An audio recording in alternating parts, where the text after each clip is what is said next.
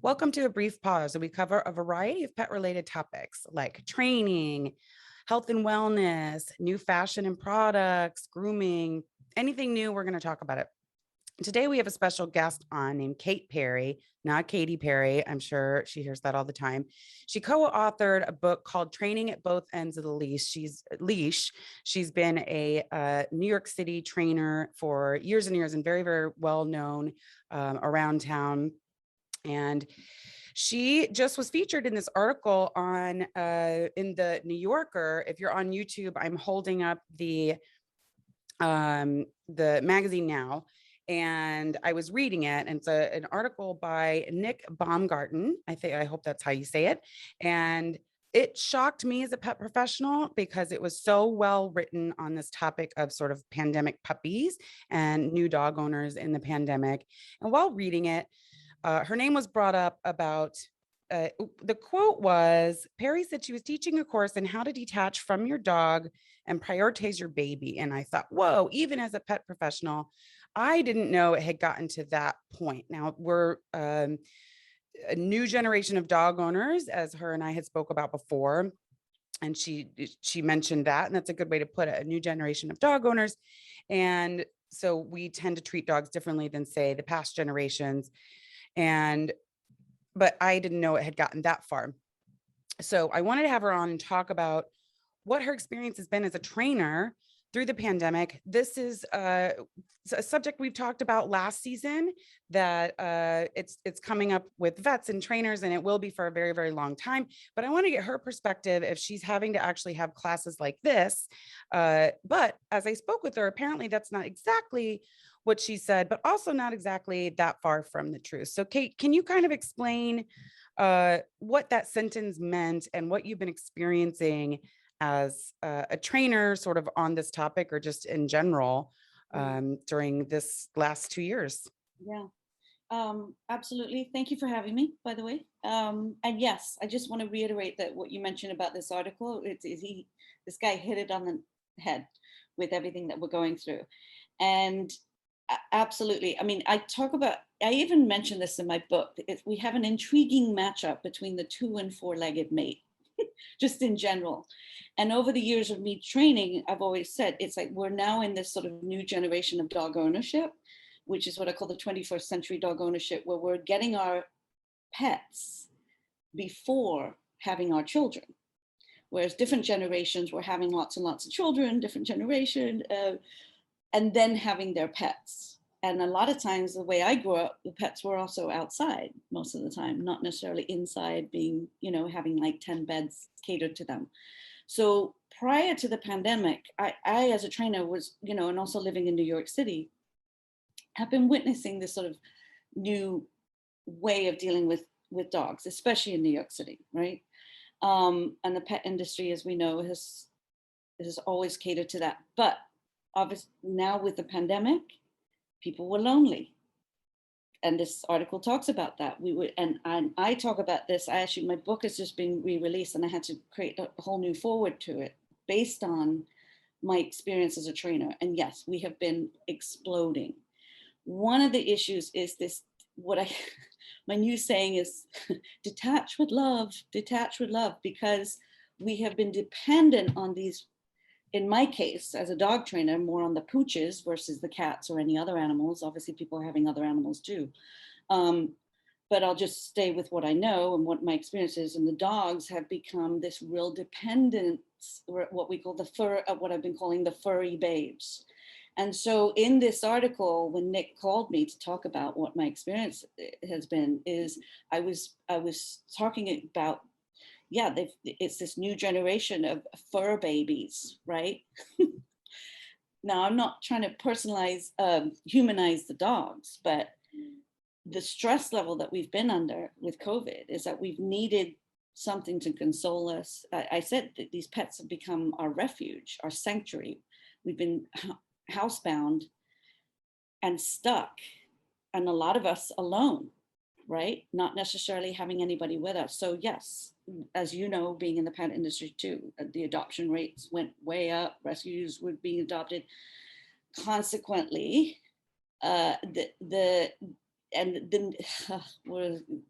the wording. It's that the stress that we've been carrying around, we've been putting on them. So in the article, what you read there, I was also talking about, just to clarify it a little bit, and I think it sort of got interpreted as like we've neglected our babies to be with our dogs. Sure. Not necessarily so, but there is a little bit of sort of, it's not neglected the babies, but it's like the transference, I should say. And what I was really getting at is that the dogs sort of have become our babies if you haven't had a baby, right? Right. And that nurturing that we crave as human beings, or the need for love, the unconditional love, you know, all of that stuff, that they have supplied. Now, as a trainer, I've also said that they're now taking on our stress. We've got to be careful with all of that because they're not humans. They don't all have the coping skills to take on all of the stress level that we've had, especially if you've rescued a dog with issues. And for the most part, most of my rescues come with this, what I call this Velcro attachment, right? Which is like, oh my God, this is the home. I'm not in a cage anymore. I'm not being transported. It's like that foster child being, you know, moved around and don't know that it's going to be their last stop. So those dogs especially have, you know, we've been getting a lot more calls with the issues that they've come with rather, with that, you know, the extra dependency because they've been so uprooted to begin with. But I'll just say this, even my dog, I always joke saying trainers have dogs with issues too. People always think that it's like the gourmet chef cooking a really great meal and going home and having a hamburger, and not wanting to cook at all. Sometimes, you know, we're going out there in the field, like working. We come home, we got issues too at home because we haven't been there working on our issues with our dog sometimes, or we've taken on the dog with the bigger issue. To elaborate on trainers having issues as well, I mean, it has become, it's like the new norm for everybody to have a dog with developing an issue because you've been home all day. And in the article, you know, we also talked about not even realizing that the dogs did half of what they did because we were so used to being away from them from like 9 to 5 and whatever jobs that we were doing. And we didn't realize that the dog was howling at the door sometimes because a box was being delivered by FedEx. And we thought our dogs were just sleeping and being quiet all day. So by being home with them in the COVID, you know, situation, I have found that people have been much more in tune with the needs of their dogs, actually. It just made me think of the other thing that adds to that is the advent of things like are they called Furbo? The home webcams for animals, and people are actually able to see what they're doing, which sometimes can be absolutely hilarious. And other times people are seeing when their dogs are maybe having some separation things or other just odd behaviors, but they're still able to obsess even at work. Yeah. Yeah, we've talked about it before too. And I just wanted to mention that I don't know what the percentage is. Maybe it even said in this article because this man did the research. But a huge percentage of these pet owners are all new to pet ownership. These are all new. So to kind of go into it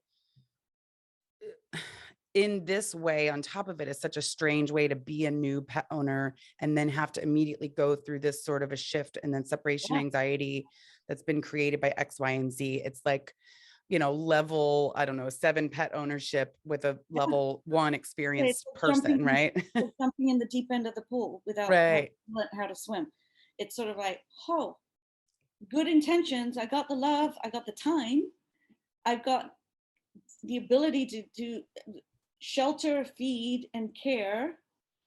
But then there's the behavioral issues that come up with that, right? And separation anxiety and that what we call that Velcro dependency. It's not all just, well, it does come under the umbrella of separation anxiety, but there's been a lot of what I've walked into and experienced is what I call the puppy protest. it's like the protester. It's like, you've been with me for the last year and now you're going to work. And there's these puppy protester barkers is what I've been sort of labeling them. Not all of them. I mean, there is angst, but there's angst with also wanting to control, right? The dog's wanting to control the situation because they've been sitting there with us all day, every day on our Zooms, getting petted, getting shelter, getting free food, what I call 5-star hotel treatment, which is cushy bed, free bowl of food, free bowl of water, free petting, haven't had to do much for it, right? It's that little sort of the spoiled, entitled child Well, do moment. you also, because you said this sentence and it was a little bit confused, but also a little bit true. And you were saying it's because they've turned into our babies. What comes along with that as well is the humanizing, and that's what you mean by our baby. They're humanizing these pets, which I've noticed. I feel like I'm lucky to experience most of my clients in Manhattan, or just New York City in general. And the only reason I say that is a lot of people here have a lot of means to take the extra special time and hire really amazing trainers and this and that. And they have the luxury to be able to spend that time and care and do the research. And most of them do, and they have the really good intentions and they're trying to learn. If they've noticed they're maybe something is not exactly right what they're doing, or their dog's having separation, they're trying to go about it the right way. I'm sure not everyone across the world or country has the means to do that. They're just all of a sudden back to work and running into these problems and don't have a lot that they can do about it, especially if there's like a house full of kids running around, or you're Right. working 2 jobs, whatever the case may be. Or you can't afford, a trainer to come, and they're trying to research on the internet, might not be appropriate for their dog. So many things. But yeah, the humanizing of the dog, and that probably goes along with this obsession and the catering to the dog, the 5-star Mhm. service and everything else. And you're putting human emotions on an animal, and then therefore treating when it's upset like a human, which is oftentimes not exactly what you should be doing, or exactly the opposite of what you should be doing. How are you able to explain, because I know some people feel passionately that they're very connected with these dogs and they know what's best no matter what. Mhm. That's always a struggle, I think, with trainers and people, is getting people to believe them and Mhm. execute what they're saying. Are you coming across more of that because there's new dog owners that are more attached, or are they listening more? What are you running into? Actually, a little bit of everything. Um, but yes, but as a train, I mean, I've been doing this over 22 years. I mean, I do find that we have a very interesting role. And that's why I call myself a bit of the social worker, because we get called in to go and help with a problem, but then they know everything about their dog, right? So we have to, so I find the first half hour is just listening, taking notes, and just seeing the personality of the person. This is why even in my book I talk about intriguing matchups and what personality are you, versus your dog.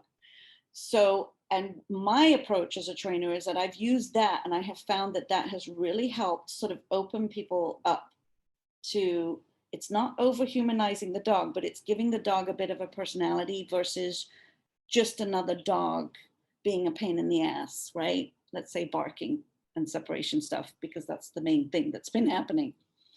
So I go, oh, is your dog, right? So they'll go, but I know it's because of this, this, this, and this. And you get that a lot. And I go, okay, well, if you know that, then why am I here then? Right. But I don't say it like that. But so what I try to do is sort of put a personality type. So I have my 4 traits that I talk about, which also Nick mentioned in the article, which is I'll categorize it. And that's why I say I'm a bit of the social worker. I call myself a bit of the advocate for the dog. I also label myself like a bit of the defense lawyer for the dog. So I go in and go, listen, I'm on your team. I'm going to hear what you have to say about it, but I'm also going to put a bit of a talk bubble on the dog because I'm here to give you some perspective. Some people can hear that, some people don't. But the way I approach it is I give the 4 personality traits. Of course, there's more layers to that. And I talk about my party animals, my methodical thinkers, my workaholics, and my sensitive artists. Now, of course, there's lots of layers, and we have all 4 layers of those. And I say, which one are you? And which one do you think your dog is? So, and sometimes they'll be like right on. So, and I have a whole thing in my book about like the party animal owner, like, yay, everything is like, yay. And the dog is like, yay. And I say to that party animal owner is like, actually, to help bring that dog down a bit, because there's angst that comes, not angst like I can't handle my life, but adrenaline, right? And we need that dog to calm down and not bark. You don't necessarily want to be such a party animal and like a yay praiser to that dog if your dog is already high wired. So I just had a dog stay with me called Harry, and I called him Hyper Harry, because it's like, you give this dog an inch, he's going to take a mile. So I say to owners like, okay, let's see, let me look at your dog's sort of trait, character trait, if you will, or personality trait. Of course, they're not people, but you get what I'm saying. And then they have this like, oh, I always thought he was an asshole or stupid. I'll get that a lot. I just thought he was defiant. I go, actually, no, he's a bit more of a methodical. And my methodicals take a moment, they pause. And German Shepherds, Akitas, and Shiba Inus, if you know those breed types, have a little pause to them before they do. Sometimes I call them my thinkers, like the methodicals. Certain dogs come with a bit of like this pensive thing. And some of my owners will say, oh, they just don't, they're defiant, they don't want to do it. And I go, no, it's just the way that they're taking in the world, then they're going to do. And I actually consider myself a bit of a methodical. When I'm first learning something, I'm like, it's like a lot of thinking and then I'm going to do. Whereas my workaholic types, and one of my assistants that works with me, I always joke with this, it's like before I've halfway got through the message of like what I want them to do, they're like, got it. And I call them my like little Jack Russell border collie. It's like, you throw the ball, stop talking, let's go, let's go, let's go, let's go. Right? So we've got breed types that fit certain, and then now your sensitive artists, sometimes my Cavaliers are a little bit more sensitive, my Italian Greyhounds. So I come in with that approach and go, instead of breed type, I go, what's the personality type of this dog? And then I try to get them on board with that, because if I've got that person that's like, and I've got plenty of these, I've had 10 of these breeds all my life and I know what's what. And I go, well, you'll call it, but this one's not working the way that this breed type's supposed to work. And I go, well, let's see what the personality, the character trait of that dog. Maybe you've got the Rottweiler that is just a super sensitive artist, like it's just super sensitive. And yes, it's in that body that has this stereotypical guardy, whatever, but you got a sensitive one. I've had a Jack Russell that was like completely not Jack Russell-y. You know what I mean? Yeah. And so when I'm going in, I try to sort of give them a little bit more like, let's take a look at your dog a little bit. Let's do it together. Let's take a look. And then try to reach them through that avenue to make them want to do the work. And my whole approach as a trainer is like, listen, they don't care about the science behind it. They just want the job. Like they want a fix it moment. Yeah. But we have, and I say, I am like your basketball coach. I know how to play the game, but I'm not the best player. You're the best player. I've got to just give you some techniques on like you've got the talent to play, but I've got to give you the information so that you can do the job, right? So I always part with saying I'm your coach to be able to get you to want to do it, because we're there for an hour, 2 hours, and then we got to leave, and they've got to be able to sustain it. That's the hardest part as a trainer. And that's the hardest part of not getting burnt out. And especially during COVID with the separation issues. Separation cases are tough cases because they're not a magic wand and everybody wants you to come in and get it in one shot deal. And when you're talking about the means, like people not being able to afford, like, so all these people have good intentions and a big heart to adopt. But what they don't realize is that a lot of these adoptions are taking on a new dog that they've never had experience with. When you talk about the novice person coming into like, I'll get a dog. It's not just walking and feeding it. It's the emotional state of the dog and understanding dog, which is what I go into in my book as well, which is giving them education. And I say you wouldn't foster a child without feeding it, sheltering it, giving it some clothes, and educating it, right? So I kind of try to throw that into the mix for adopted owners as well. It's like, so I'm the teacher that comes in, the private tutor, or they come to a group class, right? To get some information. Now, obviously with behavior modification, most of the time you need it in-house, there's no doubt, because you're needing to see the dog in the setting that it's having the issue with. And yes, that comes with a price, because people are taking a couple of hours before getting to the job, you know, as a groomer too. Then it's the 2 hour window, and then there's a lot of time, and people don't realize the amount of time and effort that goes into behavior modification, because it's not just that one session. We're usually writing up things after that. We're giving them a plan of action, and we're doing follow-up calls. So 2 or 3 days later, maybe a week later, and those cases need follow-up. So I say budget. And my whole thing as a trainer, I had a kid. I'm a single mom. I've got a 15-year-old child. It costs money, but I do what I can. So one less manicure a month. Not that I really get many manicures, not that I'm drinking, but I say to people, one less bottle of wine, one less takeout, whatever your other indulgences are, or your budget for the month.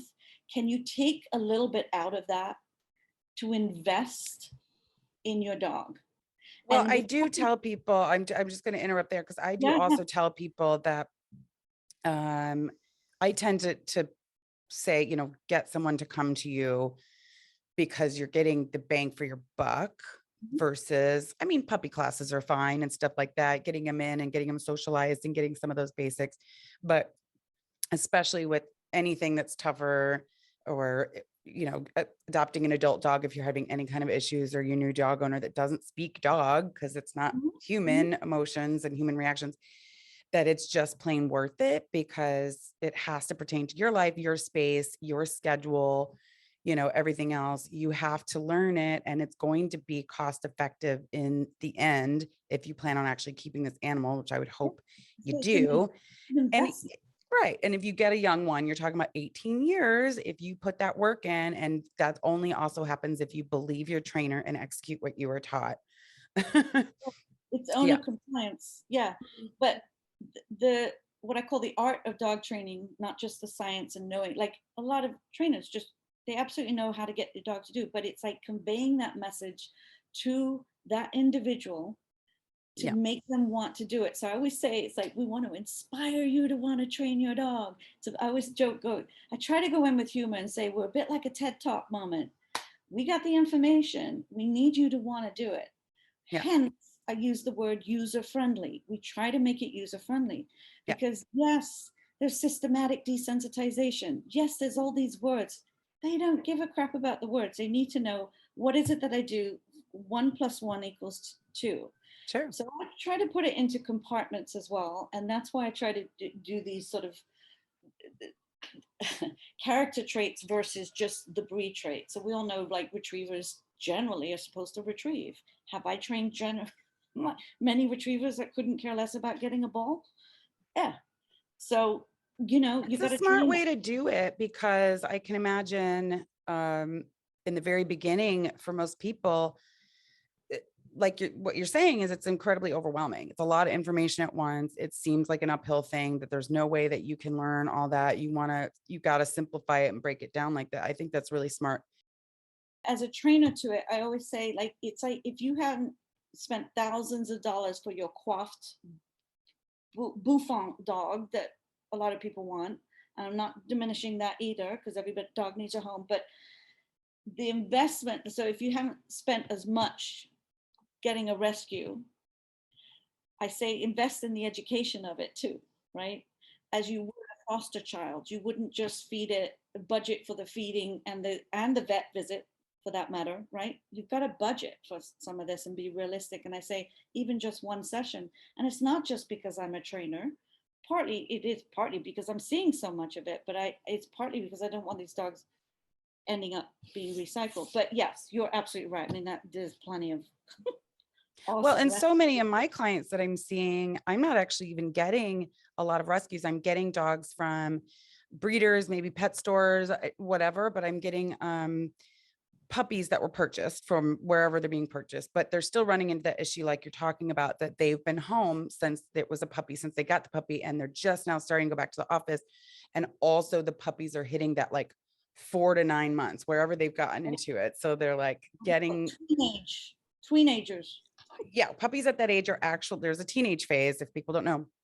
And now the people are going back to work. So you have this like, bold headed rebellious dog who's now also maybe getting separation anxiety and confusion. And that it's like the terrible combo. Yeah, I know. Yeah. And it's really hard to undo that overnight. And I think the other word that people need to be reminded of is that realistic expectations while you're training. Because yes, you can get over the hump, but it takes time. My dog, it took like a 90-day, I called it the 90-day program for my dog, right? Mm-hmm. Attached with love over a 3-month period. It's not, now I, as a trainer, also try to put it into 3-week compartments, not 3-week fixes, but what I call the 21-day plan, because apparently it takes 21 days to form a new habit as a human. So hence training for both ends of the leash. Give yourself 3 weeks to go, oh, I have to try something new. Then after 3 weeks, I usually assess it again. Maybe it's another 3 weeks, and then another 3 weeks, and another 3 weeks. But if we can compartmentalize it and reassess it every 3 weeks, then I find it's just more approachable, more manageable for the people to want to do it, because that's obviously the other thing. Speaking of babies, though, I had a session yesterday with the dog that just won't stop barking. It even barks at the owner when she's eating because they've had a baby. The dog is now, I was the first child. Now you've got this real child who's a toddler now and wants to pull the ears and pull the tail and doesn't understand that, right? It's got to treat it with care. And so one of the remedies is that we bought the child its own little fake dog, and he can cuddle and pet and pull those dogs' ears and pull that dog's tail and put a harness. But of course, we don't want to just teach the dog to the baby to do that. We're trying to teach him like how we're going to walk little Jeff, because they called him Jeff, the dog. But Ziggy is now like, we're redirecting the baby to come away from the dog, right? Because there's a little sibling rivalry between this little toddler and the dog, which is part of, going back to the article of what Nick was sort of probably referring to from my conversation with him. Is like, it's juggling the two. Now that we've had our pet before our babies, because then there's that huge adjustment, because the infant stage is usually pretty easy. It's not as difficult as people usually think, because the baby's being held, it's being tended to constantly every 2 hours, getting breastfed and things like that. It's when they start crawling around and moving. It's the toddler age bracket. It's that move. It's like that chess piece used to stay still, and now it keeps moving. And that's when the dogs get a little bit freaked out. So I'm sort of bringing it back to the original article that we were just, the comment in the article. That's another issue that I just yesterday went into. And so that was one of the remedies, is that we gave the baby its own fake dog to focus on. And of course, tend to the baby. There's just no, I always say the babies are growing up, they're not growing down. So that phase will end, but you've got to be, any trainer would be saying the same thing, 100% supervision with any child and a dog, generally under 10 years old. People find that daunting, but I mean, under 12 sometimes, depending on the kid, right? They've got to learn how to be with them. Sorry, I've kind of come back to that. No, and I just want to say, I think it's a cute idea, because when I had a groom shop years ago, I would do that if a child was upset when we were separated, dropping off the pet. I used to have those Beanie Babies. Yep. And I would trade, like, okay, you take this one and take care of my dog for the day, and I'll take care of your dog. And most of them, that calmed them down a little bit if they were young enough to get that upset. Yeah. I just want to point out which copy this was. This was the June 28th, 2021. I just encourage everyone to read it. He just hit the nail on the head. Yeah, he really did. I'm going to actually see if I can't get him on the podcast, because I was like shocked at how he could not be a pet professional, but like nail what we've been going through and nail just the entire industry so well. And I just encourage everyone to read it, because I think it's like important what he was talking about. I think it's important for people to understand. Yeah, I was just really, really, really impressed with this Yeah. article. You did say he has a close friend that's a veterinarian, and that's probably very helpful, because he's probably been hearing a lot from the friend throughout all of this. Where can we find you? And when is your new book coming out, or the new revamp of your book? Thank you for mentioning that.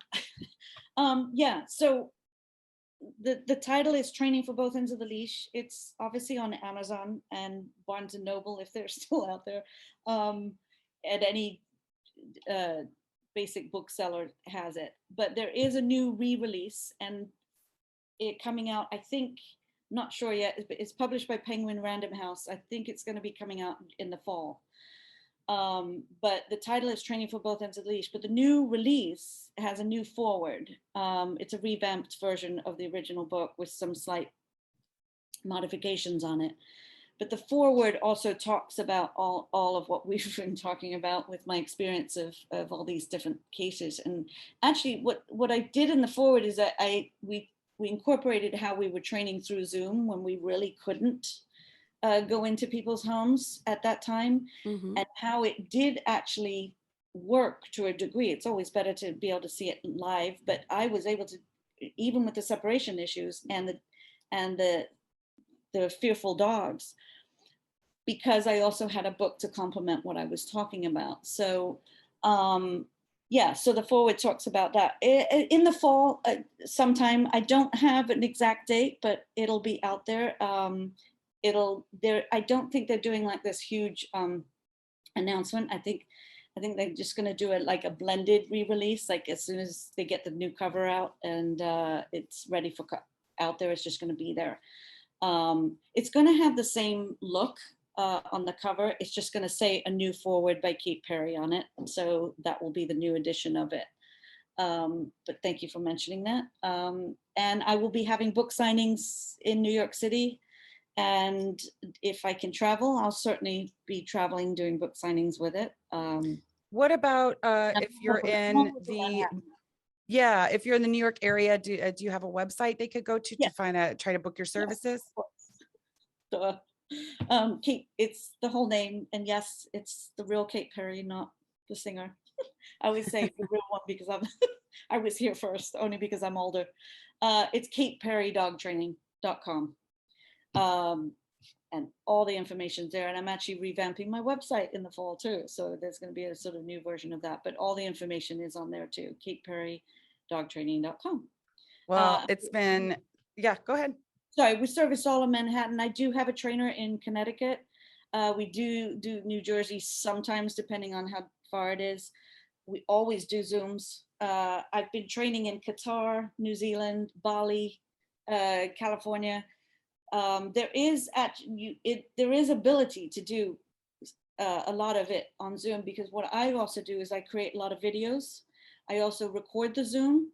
I do live demos on the Zoom if I got dogs here. And I also send supplemental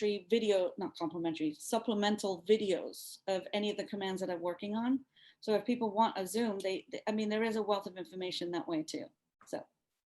Yeah, that's great. That makes a lot of sense. I'm sure those videos are helpful when people want to reference if they've already forgotten what you were saying, or because it's so much information. And I That's cool. compartmentalize them in part 1, 2, 3, 4, so that you're not just having to watch like a 20-minute video.